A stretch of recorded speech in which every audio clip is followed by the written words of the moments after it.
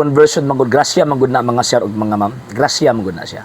Kay grasya siya, so buti pa sabot dili na gikan sa tuwa. So kay katong atong amigo, wa man gito grasya sa pagtuo, so never na siya nga makahangop fully sa pagtuong Katoliko.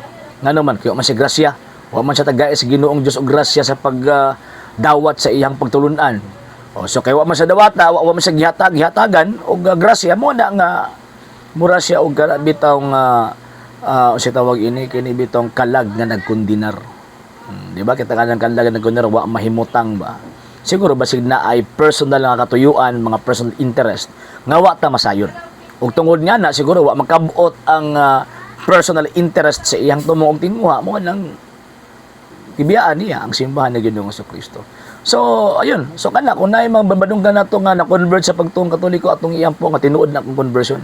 Tinuod na nga grasya nga iyang nadawat. Kay kung dili na grasya nga gikan sa Dios, iyang nadawat, wala tinuod na conversion niya na. Okay?